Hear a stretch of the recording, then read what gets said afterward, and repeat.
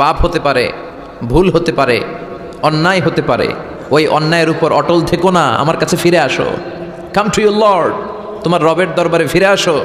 ক্ষমার মতো ক্ষমা চাও, ক্ষমার মতো ক্ষমা চাইলে আমি সব ক্ষমা করে দেব। সুবহানাল্লাহ পড়েন। রব্বুল আলামিন বলেন, ইয়া আইয়ুহাল্লাযীনা আমানু তুবু ইলাল্লাহি তাওবাতান নাসুহা। ও বিশ্বাসীরা, ভুল করেছো, অন্যায় করেছো, পাপ করেছো, জুলুম করেছো, আমার কাছে ফিরে আসো, ক্ষমা চাও। ক্ষমার মতো ক্ষমা চাইলে সব গুনাহ মাফ করে দিতে পারে কে? পাপ নাই, গুনাহ করি নাই, এরকম কেউ আছি? কথা বলেন। কত পাপ করছি, কোনো হিসাব আছে? পৃথিবীর কেউ না জানলেও জানে কে? পৃথিবী না জানুক আমি তো জানি, আমি কি পাপ করেছি হায়। আমার পাপের করলে বিচার, বাঁচার আমার নাই উপায়।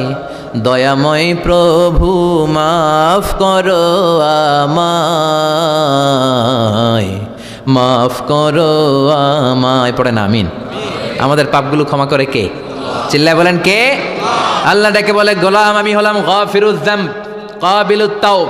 আমার কাজ হলো ক্ষমা করা, আমার কাজ হলো তওবা কবুল করা। শয়তানের কাজ হলো ওয়াসওয়াসা দেওয়া, আমাদেরকে ভুল পথে নিয়ে যাওয়া। আর আমাদের কাজ হলো ভুল করে ফেলা, আল্লাহর কাজ হলো ভুলগুলো মাফ করে দেয়া।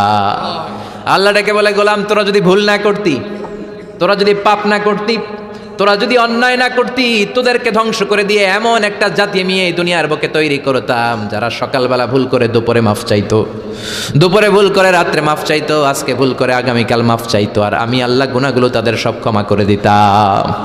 ক্ষমা করে দিতে আল্লাহর বড্ড ভালো লাগে।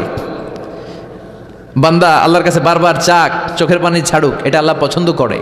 চোখের পানির যে কত পাওয়ার আপনি কল্পনাই করতে পারবেন না। অনুশোচনার চোখের পানি চোখ বেয়ে নাকের ডগা পেয়ে জমিনে পড়ার আগেই আল্লাহ ওই বান্দারে মাফ করে দেয়। বিশ্বনবী ডেকে বলে, ও আমার উম্মতেরা শোনো, আল্লাহর কাছে দুনিয়ার মানুষদের দুই ফোঁটা পানি সবচেয়ে প্রিয়। এক হলো জিহাদের ময়দানে রক্তের ফোঁটা, দুই হলো অনুতপ্ত বান্দার চোখের পানির ফোঁটা। কত ভুল আপনি করেছেন, কত অন্যায় আপনি করেছেন, কত পাপ আপনার হয়েছে, কত মিথ্যা আপনি বলেছেন, কয় ওয়াক্ত নামাজ ছেড়েছেন, কয় লাখ টাকা ঘুষ খেয়েছেন, কত যৌতুক আপনি খেয়েছেন, কত মিথ্যা আপনি বলেছেন। আপনার পাপ যত বড় হোক, যত বিশাল হোক, যত বেশি হোক, আল্লাহর দয়ার পরিসীমা তার চাইতেও বড়। আপনার পাপ, আপনার অন্যায়, আপনার জুলুমগুলো যদি হয় খালের পানির সমান, বিলের পানির সমান, আল্লাহর দয়া সাগরের পানির সমান। আপনার পাপ যদি হয় সাগরের পানির সমান, আল্লাহর দয়া মহাসাগরের পানির সমান। আপনার পাপ আর অন্যায় যদি হয় পাহাড়ের সমান, আল্লাহর দয়া আকাশের সমান। আপনার পাপ যদি হয় আকাশের সমান, আল্লাহর দয়া আরশের সমান। এজন্য আল্লাহ বললেন, ইয়া আইয়ুহাল্লাযীনা আমানু তুবু ইলাল্লাহি তাওবাতান নাসুহা। ও আমার গোলাম, তুই তোর নিজেরে যত বেশি ভালোবাসিস তার চেয়েও আমি তোরে বেশি ভালোবাসি। তোর বাবা মা তোরে যত বেশি ভালোবাসে তার চেয়েও আমাদেরকে বেশি ভালোবাসে কে? আল্লাহ বললেন, ভালোবাসারে তৈরি করার পরে আমি 100 টুকরা করলাম। চিল্লায় বলেন কয় টুকরা? 99 টুকরা ভালোবাসা আমি আল্লাহ নিজের মধ্যে রেখে দিলাম। 1 টুকরা ভালোবাসা গোটা বিশ্বের সবার মধ্যে আমি ভাগ করে দিলাম। 1 টুকরা ভালোবাসা পেয়ে আমাদের অবস্থা দেখছেন? আল্লাহ যদি 1 টুকরা না দিয়ে আমাকে 30 টুকরা দিত, কথা কন। 1 টুকরা না দিয়ে 80 টুকরা দিলে কি হইতো? কথা কয় না। 14 ফেব্রুয়ারি কবে? কথা কন। বিশ্ব ভালোবাসা। কোন মুসলমান ঘরের মেয়ে, কোন মুসলমান ঘরের ছেলে 14 ফেব্রুয়ারি এই ওয়ার্ল্ড ভ্যালেন্টাইন দিবস পালন করতে পারে? এগুলোর সাথে আমাদের সম্পর্ক নাই। যাদের মধ্যে কোনো ভালোবাসা নাই, মিল মোহাব্বত নাই, তারা বছরে একটা দিন দেখানোর জন্য পালন করে। আমাদের সারা বছরই তো ভালোবাসা। কথা কন। রাসূল আমার ভালোবাসা, রাসূল আমার আলো আশা, রাসূল আমার প্রেম বিরহের মূল আলোচনা, রাসূল আমার কাজে কর্মের অনুপ্রেরণা। ঠিক কিনা? আমার নবীর জন্য আমার ভালোবাসা আছে না নাই? আমার রবের জন্য আমার ভালোবাসা আছে না নাই? আমার মা বাবার জন্য ভালোবাসা আছে না নাই? সবার জন্য সবার ভালোবাসা আছে না নাই? আমাকে দিবস লাগবো কেন? চান্দোলাতে ভালোবাসা রজনী। কথা কন। প্রতি মুহূর্তে আমাদের ভালোবাসা, এজন্য আমাদের ডেট পালন করা লাগে না, আমরা সব সময় সবারই ভালোবাসি। চিল্লায় বলেন ঠিক কিনা? এজন্য আল্লাহ ডেকে বললেন, গোলাম আমি যে তোদের কত ভালোবাসি তোর ধারণা নাই। চোখের পানি ছাড়, গুনার কথা স্মরণ কর, তওবা কর, তওবার মতো তওবা করলে সব গুনাহ মাফ করে দিতে পারে কে? আল্লাহ। বিশ্বনবী বলে আমার কোনো গুনাহ নাই, তারপরেও প্রতিদিন 70 বারেরও বেশি আমি তওবা করি। আল্লাহে ইন্নী আস্তাগফিরুল্লাহ ওয়া আতুবু ইলাইহি আকসার মিন 70 মাররা। Could you imagine that? কল্পনা করছেন কোনোদিন যে নবীর গুনাহ নাই, ওই নবী তওবা পড়ে প্রতিদিন 70 বার, আকসার 70 বারেরও বেশি। আমার পড়া দরকার কয়বার? আপনার পড়া দরকার কয়বার? বিশ্বনবী 70 বারের বেশি বলে আমাদের পড়া দরকার কয়বার? আর আমরা প্রতিদিন পড়ি কয়বার? কথা কন। আমাদের ভুল হবে, ভুল হতে সমস্যা নাই, ভুল হওয়াই মানুষের স্বভাব, কিন্তু ভুল হওয়ার পরে ভুলের উপর অটল থাকা যাবে না। শয়তান আর মানুষের মধ্যে এই মৌলিক পার্থক্য। শয়তান ভুল করে ভুলের উপরই আছে, ঠিক কিনা? ক্ষমা চায় নাই, কিন্তু আমরা সকালে ভুল করলে দুপুরে মাপ চাই কার কাছে? 19 সালে ভুল করলে 20 সালে মাপ চাই কার কাছে? মৃত্যুর আগ পর্যন্ত আমরা ক্ষমা চাইলে ক্ষমা করে দিবে কে? সব সময় 24/7 তওবার দরজা খোলা, 2টার সময় ছাড়া। ভালো করে মনে রাখবেন, মুখস্থ ঠোঁটস্থ যেন থাকে। 2টার সময় তওবা কবুল হয় না, চিৎকার করে বলেন কয় সময়? এক হলো বাদাল গারগারা, গরগরানি যখন আসে, মালাকুল মাউত যখন চলে আসে, মালাকুল মাউতরে যখন দেখে ফেলবেন তখন তওবা কবুল হবে নাকি? কথা কন। ফেরাউনের নাম শুনছেন? ওরা যখন আল্লাহ লোহিত সাগরে ডুবাইয়া পানি খাওয়াইতে লাগলো, পানি খাইতে খাইতে পেটটা হয়েছে এত বড়, আর পানি খাইতে পারেন। এরপর হাত তুলে কয় আনামিনাল মুসলিমিন, কোরআনের আয়াত, আনামিনাল, হাত তুলে কয় আমি মুসলমান। ফেরাউন না বলে মুসলমান, আমরা যাবো কই? কথা কহ। ফেরাউন হাত তুলে কয় আনামিনাল মুসলিমিন। আল্লাহ কয় টাইম ইজ আপ, দেরি করছস, অনেক সময় দিলাম, অনেক সুস্থ রেখেছি, ক্ষমতা দিয়েছি, দাপট দিয়েছি, তখন যদি ঘাটটা নত করে, মাথাটা নত করে একবার ক্ষমা চাইতি, ফেরাউন তোরেও ক্ষমা করে দিতাম। কিন্তু সময় শেষ হওয়ার পরে আমি মুসলমানদের অন্তর্ভুক্ত বললে কোনো লাভ হবে নাকি? আল্লাহ বলল সময় নাই, সময় শেষ। কারণ মুসা আলাইহিস সালামের চাচাতো ভাই অনেক দাওয়াত দিল, জাকাত দে। কারণকে জাকাত দিব না, এই সম্পদ আমি কামাইছি, আল্লাহ দেয় নাই। মুসা আলাইহিস সালাম বললেন তাহলে আযাবের অপেক্ষা কর। আযাব চলে আসলো, আল্লাহ বলেন মুসা সেফ জোনে যাও, সরো, এখনই আযাব। ফাখাসাফনা বিহি ওয়া বিদারিহিল আরদ, পুরো ফাইয়ুমের জমিনটার আল্লাহ কাঁপিয়ে দিলেন, আর কারণকে সহ পুরো সম্পত্তি তার জামিনের ভিতরে দাবিয়ে দিলেন। হাঁটু পর্যন্ত কারণ দেবে যায়, ভাবছে উঠে যাবে, কোমর পর্যন্ত দেবে যায়, ভাবছে উঠে যাবে, গলা পর্যন্ত যখন দেবে যায় আর সুযোগ নাই। কয় মুসা আমার সব সম্পত্তি তোরে আর তোর আল্লাহরে দিয়া দিলাম, আমারে বাসা, আমারে সব সম্পত্তি তোর আর তোর আল্লাহর, আমারে খালি বাসা, সাসা আপন প্রাণ। আল্লাহ বলে সময় শেষ। তার মানে বাদাল গারগারা তওবা কিন্তু আর কবুল হয়। এই হলো একটা। নাম্বার 2, আশ-শামসু মিন মাগরিবিহা, প্রতিদিন চাঁদোলাতে সূর্য কোন দিক দিয়ে ওঠে? কথা কয় না? পূর্ব দিকে। কিয়ামতের আগ দিয়ে সূর্য আর পূর্ব দিকে উঠবে না, পশ্চিম দিক থেকে উঠবে। যেদিন প্রভাতে পশ্চিম দিক থেকে সূর্য উঠবে, ওই দিন থেকে তওবার দরজাটারে বন্ধ করে দিবে কে? আল্লাহ। তার আগ মুহূর্ত পর্যন্ত জীবনে যত গুনাহ করেছি, অন্যায় করেছি, চোখের পানি ছেড়ে ক্ষমা চাইলে ক্ষমা করবে কে? শয়তান আল্লাহরে চ্যালেঞ্জ দিছে, আল্লাহ তুমি আমারে জাহান্নামে পাঠাবা, আমিও তোমার বান্দা করে লয়ে একসাথে জামাতে ঢুকমু, একা ঢুকবো না, একা যাব না, তোমার বান্দাদেরকে সবগুলারে জাহান্নামী বানায়া তারপরে ঢুকমু। তোমার চ্যালেঞ্জ দিলাম, একটারও জান্নাতে ঢুকাইতে পারবা? আল্লাহকে তুই আমার চ্যালেঞ্জ দিলি? আমি তো সব রাজার বড় রাজা, মহারাজা, আমার চ্যালেঞ্জ দেশ, এত সাহস পাইলি কই? তুই আজীবন ওয়াসওয়াসা দিয়ে পাপ কাজ করাবি, একদিন তাফসীর মাহফিলে এসে আমার বান্দা ক্ষমা চাবে, আমি মাফ করে দেবো, তুই কি করবি?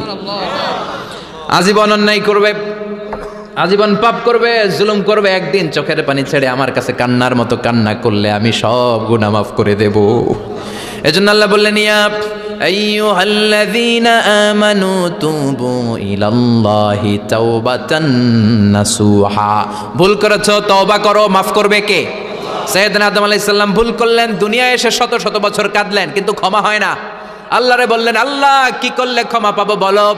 ফাতালাক্কা আদামু মির রাব্বিহি কালিমাতিন ফাতাবা আলাইহি। আল্লাহ বললেন ও আদম তোমারে কিছু কালেমা শিখাইয়া দেই, এই কালেমাগুলো দিয়ে আমার কাছে দোয়া করো, ক্ষমা করে দেব। আল্লাহ শিখাইয়া দিলেন ও আদম 2 হাত তুলে চোখের পানি ছেড়ে আমার কাছে পড়ো, রব্বানা, পড়েন রব্বানা যালামনা আনফুসানা ওয়া ইল্লাম তাগফির লানা ওয়া তারহামনা লানাকুনান্না মিনাল খাসিরিন। এটা শিখাই দিছিল আল্লাহ। আল্লাহ আমি জুলুম করেছি, অন্যায় করেছি, ভুল করেছি, পাপ করেছি, তুমি যদি ক্ষমা না করো ক্ষমা করার কেউ নাই, ঠিক কি না? আমরাও পাপ করলে এই দোয়াটা পড়ার দরকার আছে না নাই? 5টা শর্ত সাপেক্ষে আমাদের তওবা কবুল করবে কে? তওবা কবুল হওয়ার কিছু শর্ত আছে 5টা। কয়টা? চিৎকার মেরে বলতে হবে, তওবা কবুল হওয়ার শর্ত কয়টা?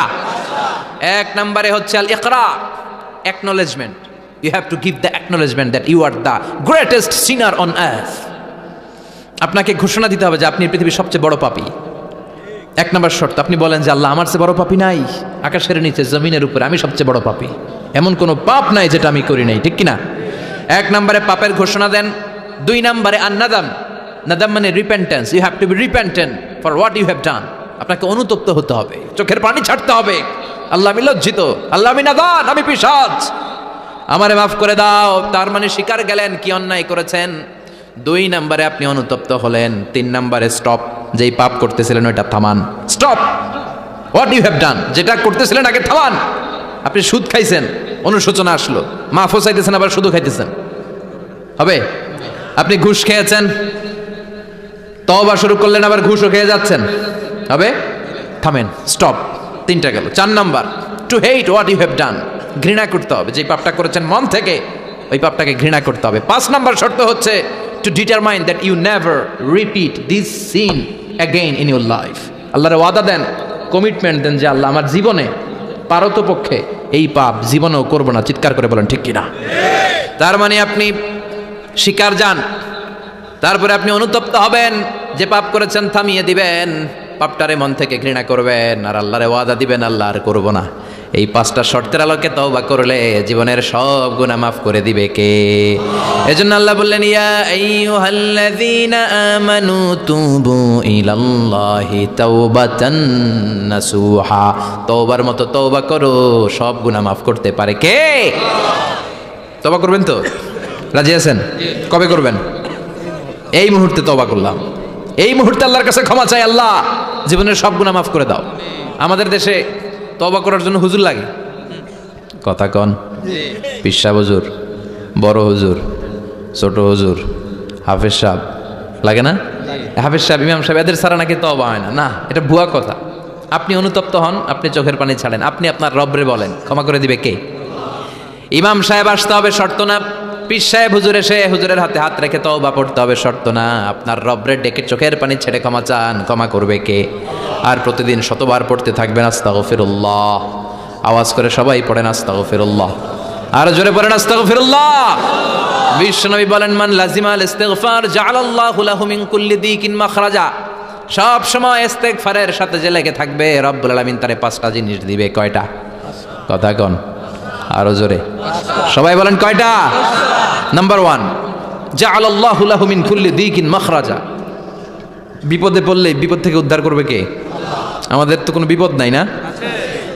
আছে, কত বিপদ।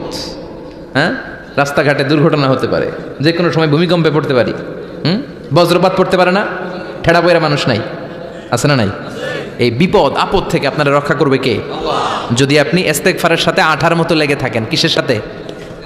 কথা বলেন। ইস্তেগফারের সাথে লেগে থাকতে পারলে 1 নাম্বার হচ্ছে বিপদে পড়লে আপনারে মুক্ত করে দিবে কে? 2 নাম্বার, ওয়ামিন কুল্লি হাম্মিন ফারাজা। যে কোনো ধরনের টেনশন, হাইপার টেনশন থেকে বাঁচায় দিবে কে? আমাদের তো টেনশন মেনশন নাই না? আছে, লাইফ নিয়ে টেনশন, বাঁচার টেনশন, মরার টেনশন, ক্যারিয়ারের টেনশন, রাস্তাঘাটে যানজট, এটার টেনশন, পুলিশের দৌড়ানি, র্যাবের দৌড়ানি, বাড়ির ভাড়া, গ্যাস বিল, বিদ্যুৎ বিল, ছেলে মেয়েদের লেখাপড়া, কত টেনশন। এই সব টেনশন থেকে আপনারা মুক্ত করে দিবে কে? 3 নম্বরে, ওয়ারযুকহু মিন হাইসু লা ইয়াহতাসিব। এমন জায়গা থেকে আল্লাহ আপনার রিজিকের ব্যবস্থা করবে আপনি কল্পনাই করতে পারবেন না। সুবহানাল্লাহ পড়েন। 4 নম্বরে, সবসময় ইস্তেগফার যদি পড়া হয়, আল্লাহর কোনো আযাব ওই বান্দার উপরে আসে না। ওমা কানাল্লাহু মুআযযিবাহুম ওয়া হুম ইস্তাগফিরুন।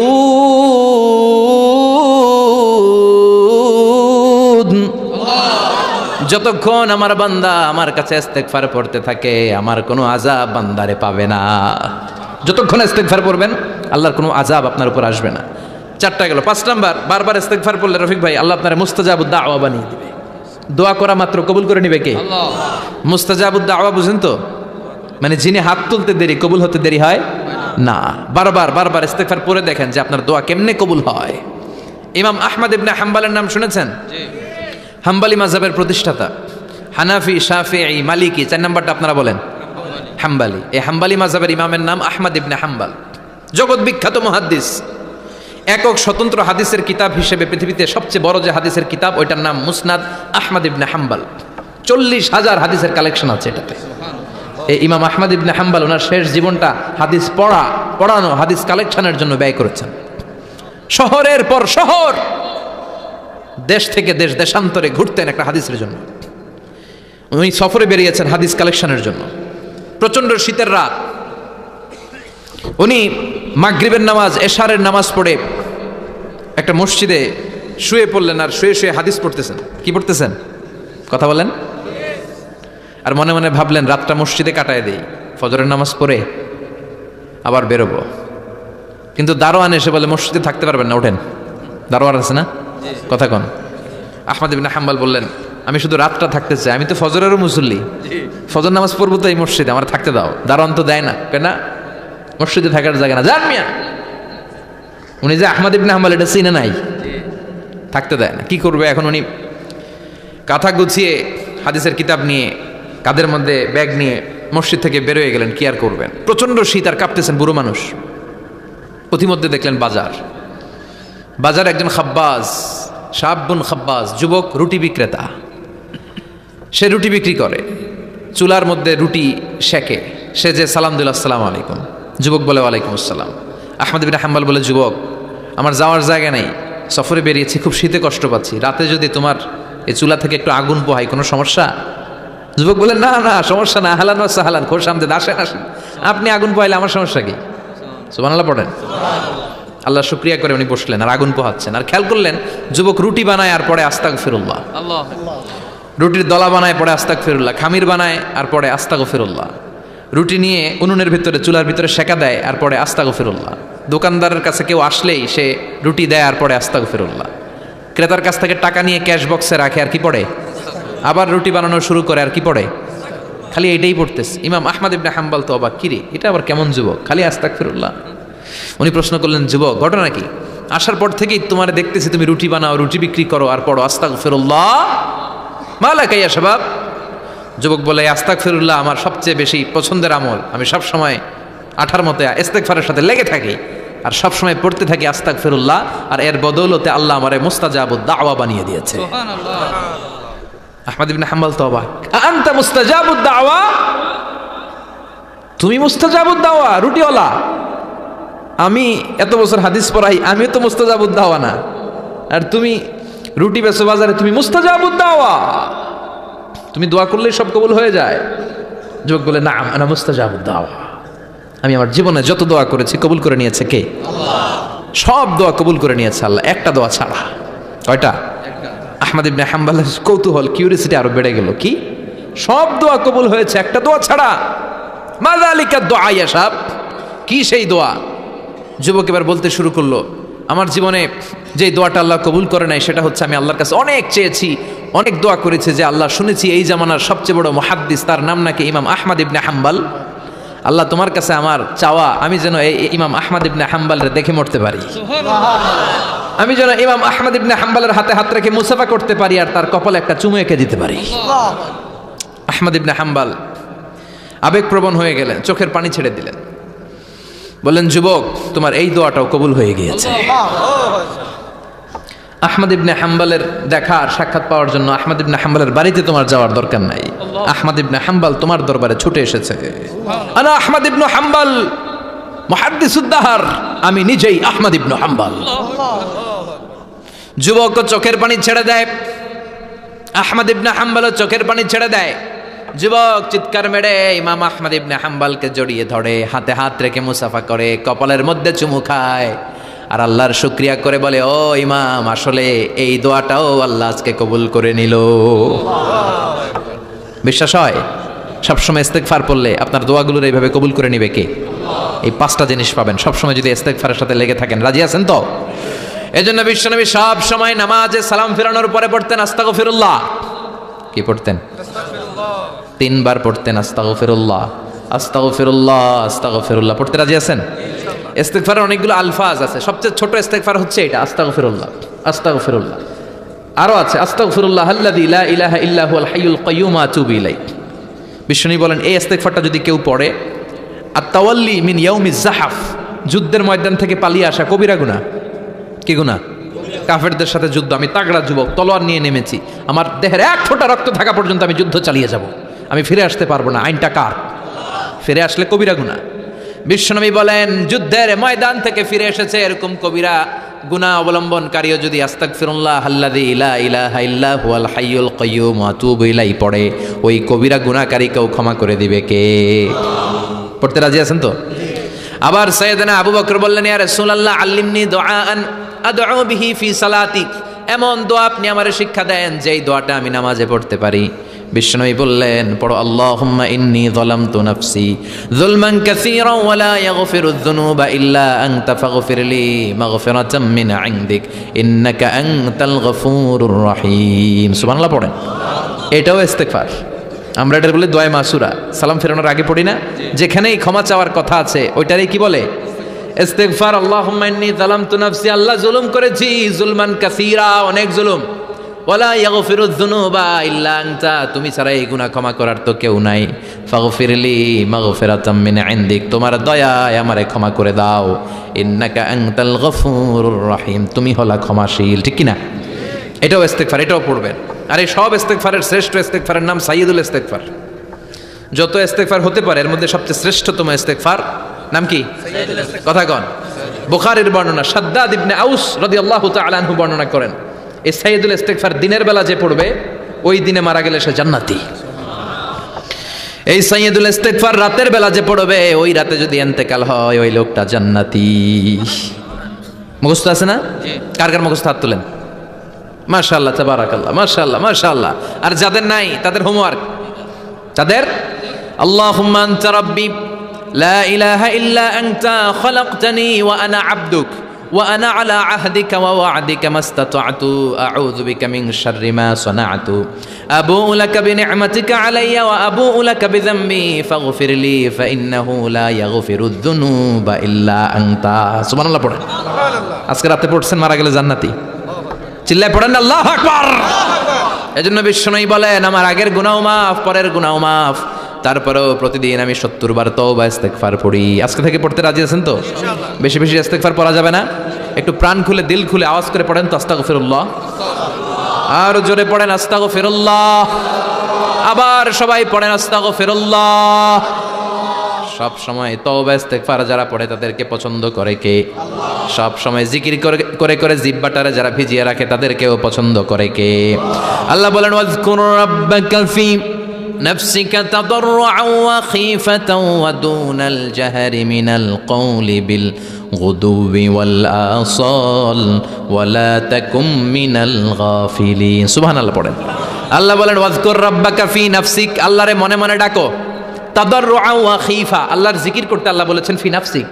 বুঝতেছেন না অর্থ? ফি নাফসিকা, মনে মনে আল্লাহর জিকিরটা করো। তাদাররুআন ওয়া খীফা, তাদাররুআন মানে বিনয়ের সাথে, with full of humility, submission and humbleness, বিনয়ের সাথে আল্লাহর ডাকো। ওয়া খীফা, গোপনে গোপনে ডাকো। দুনাল জাহারি মিনাল কওল, চিৎকার চেঁচামেচি করে ডেকো না। কার কথা? আওয়াজ করে জিকির করো না।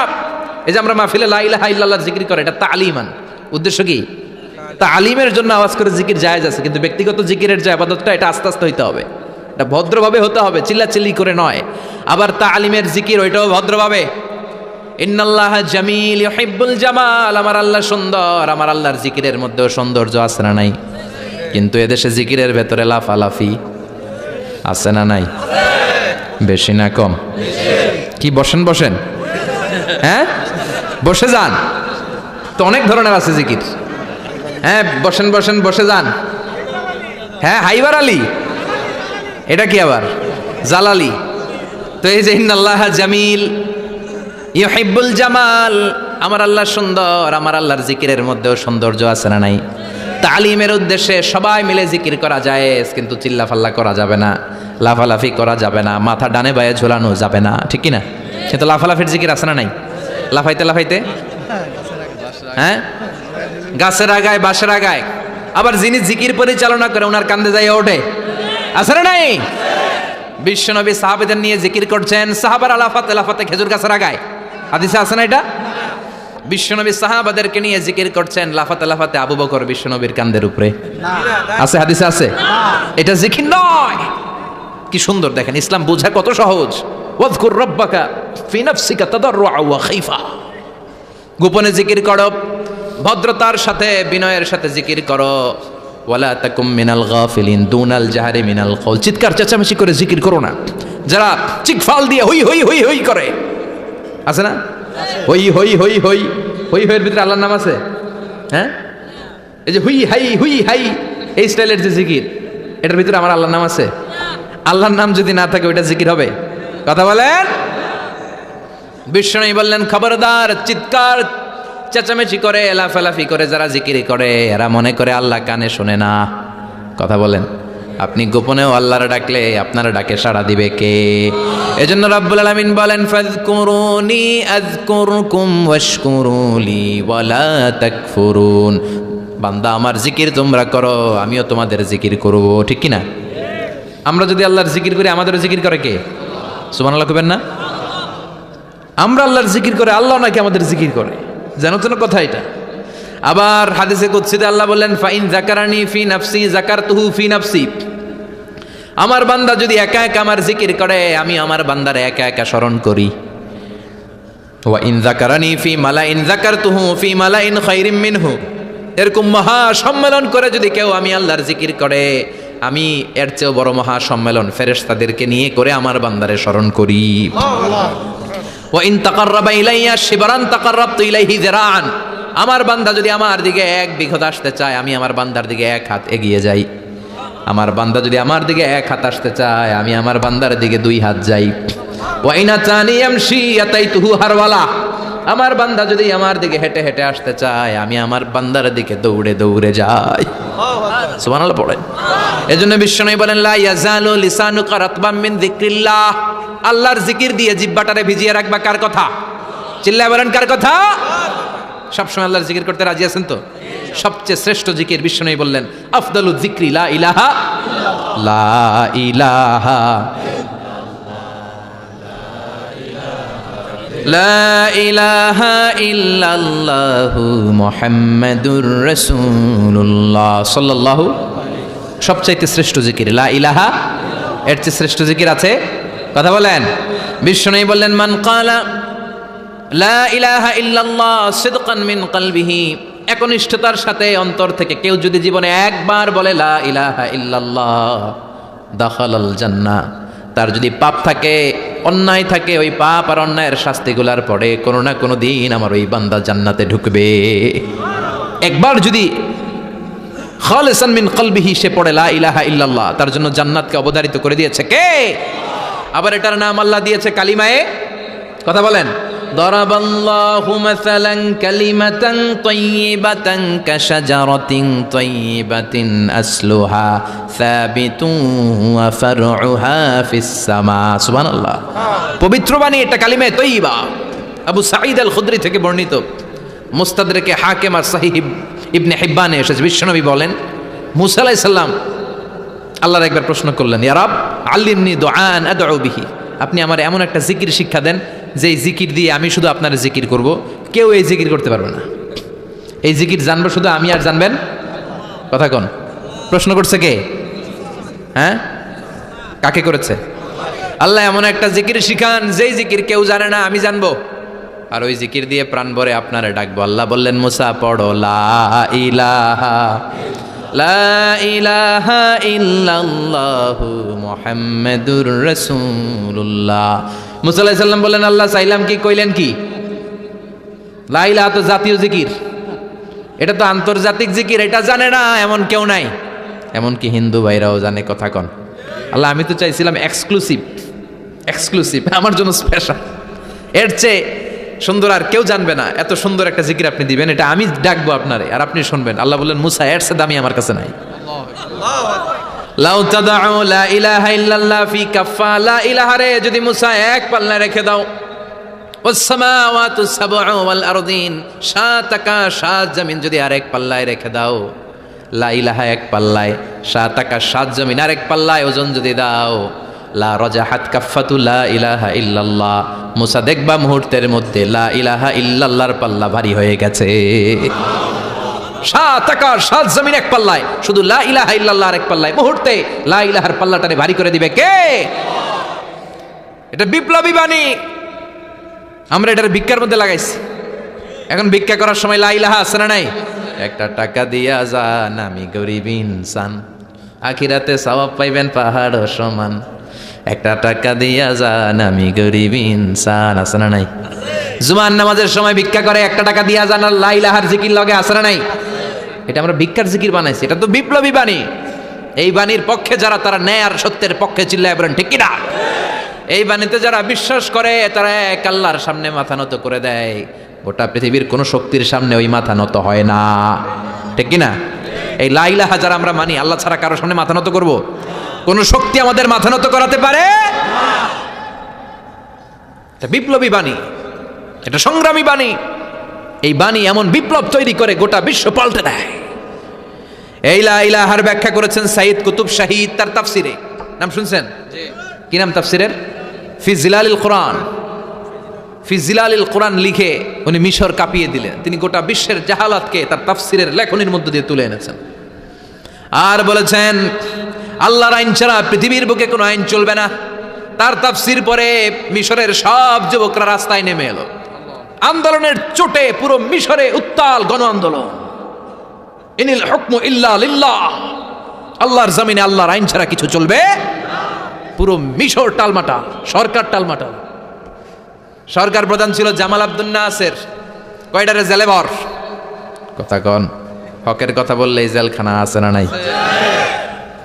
সাইয়্যিদ কুতুব শাহীদের জেলখানায় ভরা হলো। ওনারে জেলখানায় ভরার পরে আন্দোলন আরো 3 গুণ বেড়ে গেল। কায়রোর রাস্তায়, মিশরের রাস্তায় রাস্তায় ইসলাম প্রেমিক, কোরআন প্রেমিক যুবকদের আন্দোলন। পুরো আন্দোলনে মিশর কেঁপে উঠল। মিশর ব্যাপী আন্দোলনের গণজোয়ার। সরকারের অবস্থা খারাপ। সরকার এবার ঘোষণা দিল সাইয়্যিদ কুতুব শাহীদ মিশরের যুবকদেরকে আন্দোলনে ঠেলে দেওয়ার কারণে তাকে মৃত্যুদণ্ড দেয়া হলো, ফাঁসি। যুগে যুগে কোরআনের পক্ষে যারা, এদের কাছে ফাঁসির রশি আছে না নাই? কিন্তু এই ফাঁসির রশিকে তারা থোড়াই কেয়ার করে চিল্লায় বলেন ঠিক কিনা? ফাঁসি, সাইয়্যিদ কুতুব শাহীদের ফাঁসির রায় দেয়া হলো। আদালত থেকে ফাঁসির রায় বহাল রাখা হলো। যেদিন ফাঁসি দেওয়া হবে তার 1 ঘন্টা আগের ঘটনা। কারা কর্তৃপক্ষের নিয়ম অনুযায়ী, জেল কোডের নিয়ম অনুযায়ী জেলখানার যিনি ইমাম আছে না, উনি 1 ঘন্টা আগে আইসা এই কালিমা পড়ায়, যারা ফাঁসি দেওয়া হবে আরে পড়ায় লা ইলাহা মুহাম্মাদুর। তো সাইয়্যিদ কুতুব শাহীদকে কালিমা পড়ানোর জন্য ইমাম সাহেব আসছে। ফাঁসির বাকি কয় ঘন্টা, এসে বলে সাইয়্যিদ কুতুব শাহীদ আপনি পড়েন লা ইলাহা ইল্লাল্লাহ। সাইয়্যিদ কুতুব শাহীদ বলে আমারে তুই কালিমা শিখাইস না, আমি কালিমা খুব ভালো জানি। যেই কালেমা পড়ানোর কারণে সরকার তোরে বেতন দেয়, ওই কালিমার ব্যাখ্যা করার কারণে সরকার আজকে আমারে ফাঁসি দেয়। তুই কালিমা পড়াস, তোরে টাকার বান্ডিল দেয়, আমি কালিমার ব্যাখ্যা করার কারণে ফাঁসির মঞ্চে দাঁড়াই। চিল্লায় বলেন ঠিক কিনা? তার মানে তোর কালিমা আমার কালিমা এক কালিমা না। এই 2 কালিমার মধ্যে পার্থক্য আছে না নাই? তোর ইমানি চেতনা আমার ইমানি চেতনা এক ইমানি চেতনা নয়। তোরে টাকা দেয়, আমারে ফাঁসি দেয়, তার মানে 2 চেতনা আলাদা। চিল্লায় বলো ঠিক কিনা? এজন্য আল্লাহ ডেকে বললেন গোলাম, এটা বিপ্লবী বাণী। এই কালেমার আন্দোলন যারা করে তারা আল্লাহ ছাড়া পৃথিবীর কাউরে ভয় পায় না। আর তারা চায় কালেমার পতাকা পৃথিবীর মধ্যে যেন পথ পথ করে উড়ে, ঠিক কিনা? বাংলার জমিনে কালেমার পতাকা উড়ুক, আমরা চাই কি চাই না? কোনো একদিন এ দেশের আকাশে কালিমার পতাকা উড়বে, সেদিন সবাই খোদাই বিধান পে দুঃখ বেদনা ভুলবে।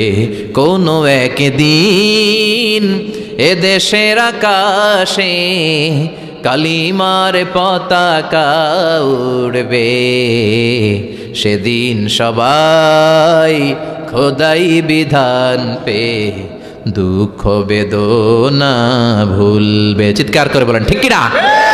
এই কালেমার সমাজ যদি হয়, ওই সমাজে কেউ লাঞ্ছিত হবে না, ওই সমাজে কোনো নারী নিগৃহীতা হবে না, ওই সমাজের কোনো কাজের মেয়েরা ধর্ষিত হবে না, ওই সমাজে দুর্নীতি থাকবে না, ঘুষ থাকবে না, চাঁদাবাজি থাকবে না, টেন্ডারবাজি থাকবে না। সমাজটারে শান্তি দিয়ে সমৃদ্ধ করে দিবে কে? এজন্য সব সময় জিকির করতে হবে একজনের, চিল্লায় বলেন তিনি কে? শ্রেষ্ঠ জিকির হচ্ছে লা ইলাহা। করতে রাজি আছেন? সব সময় এই জিকিরটা করতে রাজি আছেন? Every night and every day, every night and every day, never forget to say la ilaha illallah. Never forget to say la ilaha illallah. পড়েন, every night and every day, every night and every day, never forget to say la ilaha illallah. Never forget to say la ilaha illallah. Never forget to say la ilaha illallah. When you're walking down the street, use your time and repeat and say in every heartbeat la ilaha illallah. When you're walking down the street, use your time and repeat and say in every heartbeat la ilaha illallah. Every night and every day, every night and every day, never forget to say la ilaha illallah. চিল্লায় বলেন ঠিক কিনা?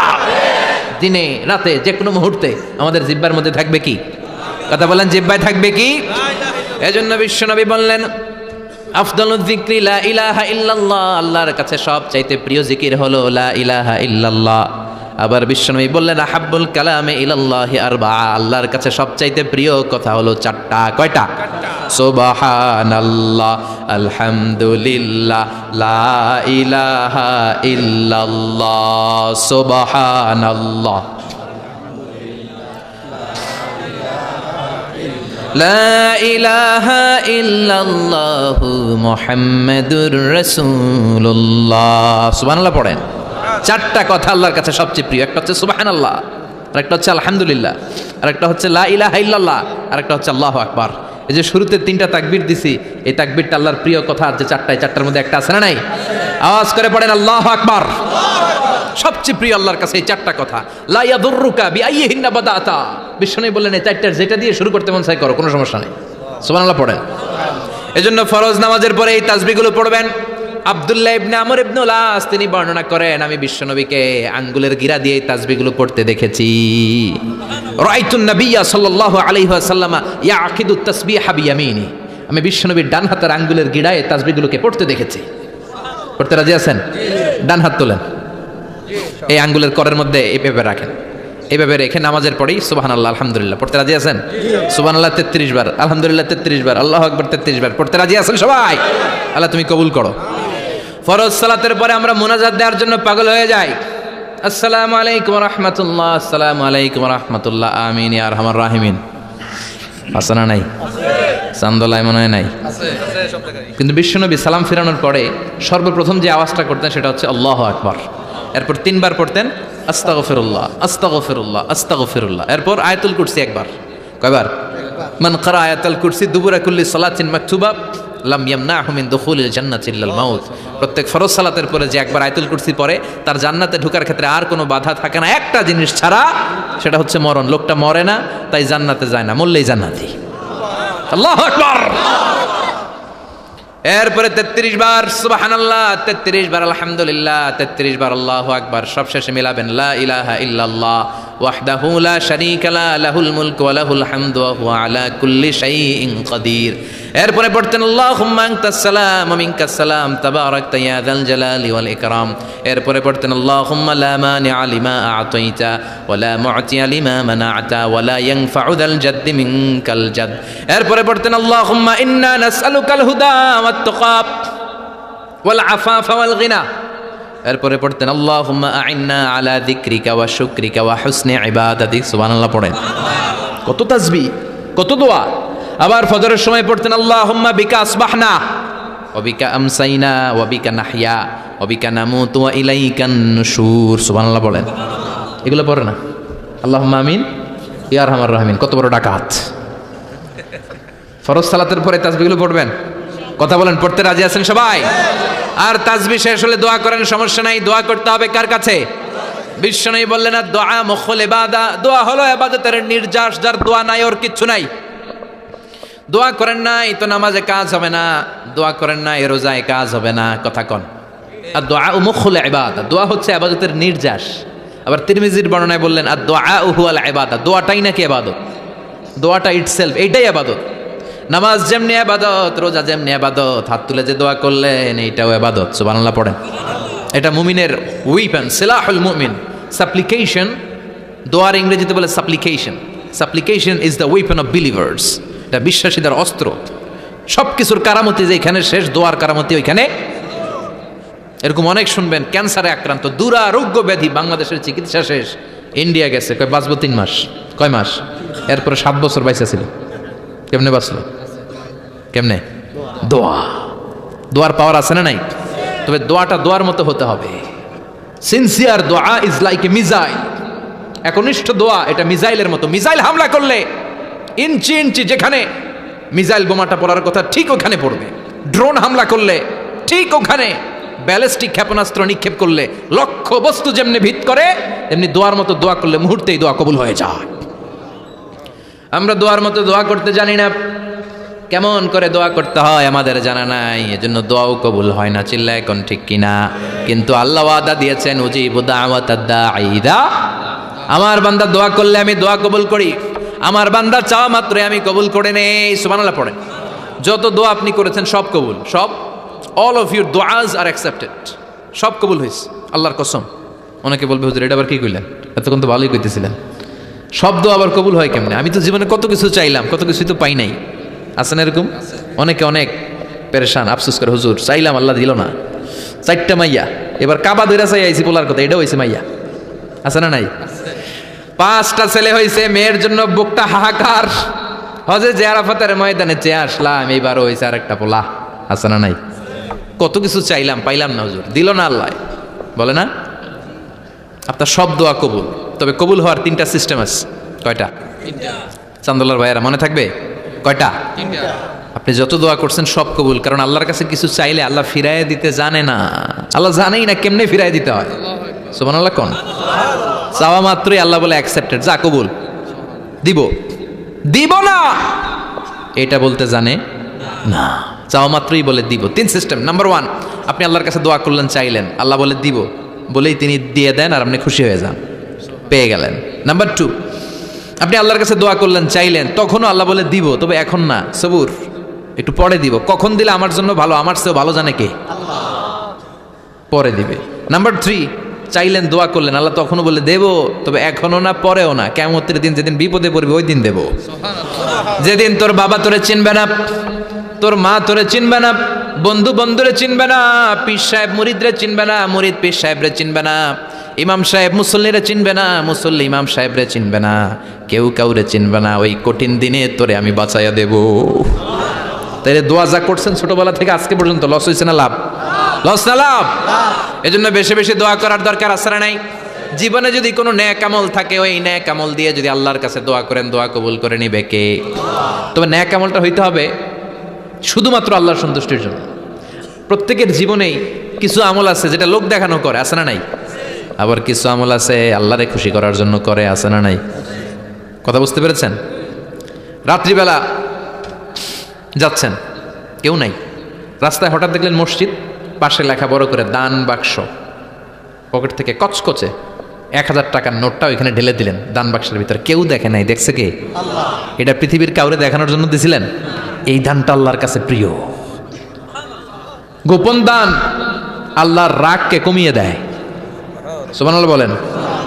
আল্লাহ কাসিরুন ইনদাল্লাহ বাইনাকা আনতা ওয়া বাইনাল্লাহ, আল্লাহ কা সাদাকাতুন তাখফা লা ইয়ালামুহা ইল্লাল্লাহ, আল্লাহ কাসিরুন ইনদাল্লাহ বাইনাকা আনতা ওয়া বাইনাল্লাহ আল্লাকা সাদাকাতুন তাখফা লা ইয়ালামুহা ইল্লাল্লাহ। সুবহানাল্লাহ বলেন।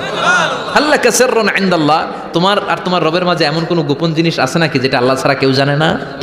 তোমার কোনোদিন কোনো গোপন দান আছে নাকি যেটা আল্লাহ ছাড়া কেউ দেখেনি? ওই দানটা আল্লাহর কাছে প্রিয়। চিল্লায় বলেন ঠিক কি না? এরকম কোন গোপন আমল দিয়ে যদি আপনি আল্লাহর কাছে ওসিলা করে দোয়া করেন, আল্লাহ ওই কঠিন বিপদের দিনে এই আমলটা করছিলাম শুধু তোমারে দেখানোর জন্য, এর ওসিলায় বাঁচাও, বাঁচাবে কে? বুখারীতে একটা হাদিস আছে, সালাসাতুন ফিল গার, বনি ইসরাইলের 3 লোক সফরে বেরিয়েছে, মরুভূমির সফর, মাঝখানে তুফান, কই যাবে, কই বাঁচবে, দৌড়াদৌড়ি শুরু। দৌড়াতে দৌড়াতে এক পাহাড়ের গুহার ভেতরে আশ্রয় নিয়েছে। গুহা চিনেন তো? পাহাড়ের গুহা। আশ্রয় নেওয়ার সাথে সাথেই বৃষ্টির পানির ঝাপটায় পাহাড়ের উপর থেকে বিশাল এক পাথরখণ্ড এসে পাহাড়ের গুহার মুখটা বন্ধ করে দিয়েছে। বন্ধ, অন্ধকার। এরা পড়ছে বিপদে, হায় হায় বাঁচার জন্য ঢুকলাম, এখন দিই মরণ। ঢুকছিল কি জন্য? এখন মরণ।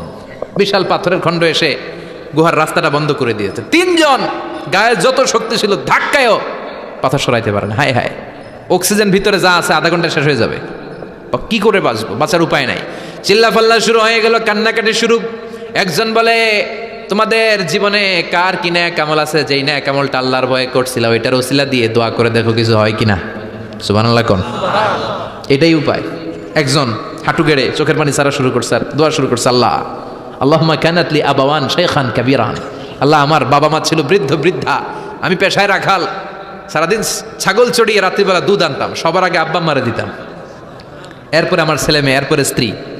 একদিন গভীর রাতে এসে দেখি আব্বা আম্মা ঘুমায়, দুধের বাটি নিয়ে আব্বা আম্মার মাথার সামনে দাঁড়িয়ে রইলাম। ছেলে মেয়েগুলো আব্বা এসে বলে, আব্বা দুধ দাও। আমি বললাম পরে, আগে আব্বা আম্মা খাবে তারপরে তোরা। ছেলে মেয়েগুলো কান্না জুড়ে দিল, আমি দেই নাই। ফজর পর্যন্ত দাঁড়িয়ে রইলাম। ফজরের আগ দিয়ে আব্বা আম্মা ঘুম থেকে উঠে দেখে তো আমার অবাক, কিরে বাবা দাঁড়িয়ে কেন? বললাম প্রতিদিন দুধ খেয়ে ঘুমাও, আজকে আগে আগে ঘুমিয়েছো, দুধ খাও নাই, তোমাদেরকে আগে দিব বলে দাঁড়িয়ে রইলাম। আল্লাহর ডেকে বলে, আল্লাহ ওই দিন সারা রাত দুধের বাটি নিয়ে মা বাবার শিওরে আমি দাঁড়িয়েছিলাম, ফজরের সময় আব্বা আম্মারে দুধ খাওয়ালাম, তারপরে ছেলে মেয়েদেরকে দিয়েছিলাম, তারপরে স্ত্রীর মুখে দিয়েছিলাম। ও মাবুদ, ওই দিনের এই কাজটা আমি দুনিয়ার কাউরে খুশি করার জন্য করি নাই, শুধুমাত্র তোমার খুশি ছাড়া। ওই রাতের ইবাদত যদি তোমার দরবারে ভালো লেগে থাকে, ফাফাররিজ আন্না মা নাহনু ফি, আজকের বিপদের দিনে কেউ বাঁচানোর নাই, তুমি আমাদের বাঁচাও। ফানফাজারাত, মুহূর্তের মধ্যে 1/3 বিশাল পাথর খণ্ডটা 1/3 ডান দিকে সরে যায়, এক পাশে সরে যায়। সামান্য আলো বাতাস ঢুকতে আরম্ভ করলো। এখন বাতাস ঢুকে এখন বেঁচে থাকতে পারবে এই নিশ্চয়তা হয়েছে। সুবহানাল্লাহ কোন? এবার সে বলল, ভাই তোর কি আমল আছে বল। দ্বিতীয় জন হাঁটু গেড়ে আবার চোখের পানি ছেড়ে আল্লাহর ডেকে বলে, মাবুদ আমার এক চাচাতো বোন ছিল, কানাতলি ইবনাতু আম জামিলা ওয়া কুনতু উহিব্বুহা কাআশাদ্দি মা ইউহিব্বুর রিজাল আন-নিসা। আল্লাহ সুন্দরী, অনন্যা, অপসরী, প্রিয়ংবদা, অনুসুয়া, গুণবতী, রূপবতী আমার এক চাচাতো বোন ছিল, তার প্রেমে আমি ছিলাম পাগল পাড়া, কিন্তু সে তো আমার ডাকে সাড়া দেয় না। অনেক চেষ্টা করলাম তারে পাওয়ার জন্য। চাচাতো বোন আমারে বলে, 100 স্বর্ণ মুদ্রা যেদিন দিতে পারবা ওই দিন আমারে পাবা। এবার আমি স্বর্ণ মুদ্রা কালেকশনের কাজে লেগে গেলাম। বছরের পর বছর চেষ্টা করে 100 স্বর্ণ মুদ্রা যেদিন পেলাম ওই দিন চাচাতো বোনের কাছে গেলাম, যে তার হাতে স্বর্ণ মুদ্রা দিলাম, বললাম চলো এবার আমরা অপকর্ম করি। স্বর্ণ মুদ্রা পেয়ে সেও খুশি, আমিও খুশি। সে পাইছে স্বর্ণ, আমি পাইছি তারে। গোপন একটা রুমের ভেতরে ঢুকলাম, দুজনে জামা কাপড় খুলে ফেললাম, নেকেড হয়ে পাপ কাজ শুরু করব। ইন দ্য মিন টাইম আমার চাচাতো বোন আমারে বলে, ও আমার চাচাতো ভাই, আমারে তুই আমার সতীত্ব তুই নষ্ট করে দিস না, ইত্তাকিল্লাহ, আমার সম্ভ্রম তুই শেষ করে দিস না, ইত্তাকিল্লাহ, আল্লাহরে ভয় কর। আল্লাহ ওই মুহূর্তে ফিরে আসা কঠিন কঠিন, কিন্তু ইত্তাকিল্লাহ, আল্লাহরে ভয় করে, এই শব্দটা যখন শুনলাম আমার ভিতরটা কেঁপে উঠেছে। আমি মুহূর্তে তোমার ভয়ে জামা পড়ে ওই রুম থেকে চিৎকার মেরে বেরিয়ে গিয়েছে।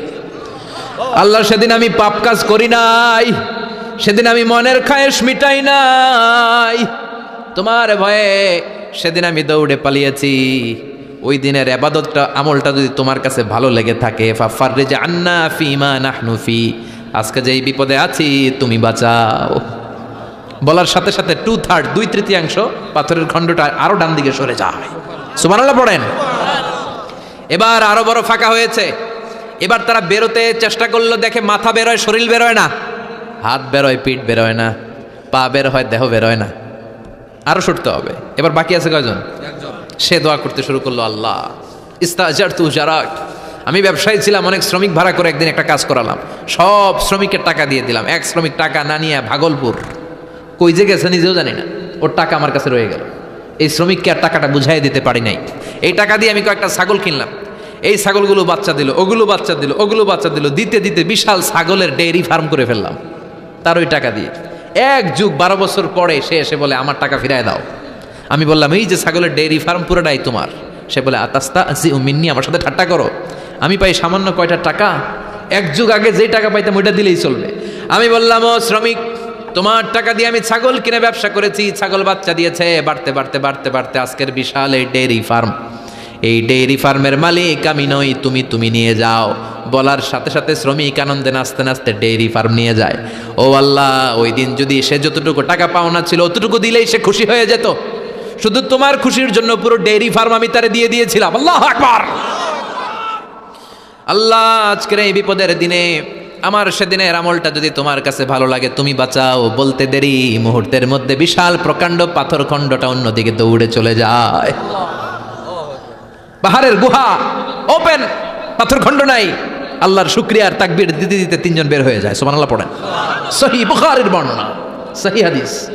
নিজের এমন কোন নেক আমল যদি থাকে যে আমলটা শুধু আল্লাহর জন্য করেছিলাম, ওই নেক আমলের ওসিলা দিয়ে দোয়া করলে দোয়া কবুল করবে কে? করতে রাজি আছেন তো? প্রতিদিন শতবার তাওবা ইস্তেগফার পড়তে রাজি আছেন? আল্লাহর জিকির করতে রাজি আছেন তো? আর বেশি বেশি দোয়া করতে রাজি আছেন? সবাই সবার জন্য দোয়া করবো, রাজি আছেন তো? আল্লাহ আমাদের সবাইকে কথাগুলো বুঝার ও আমল করার তৌফিক দান করুক। আমরা পড়ি আমিন।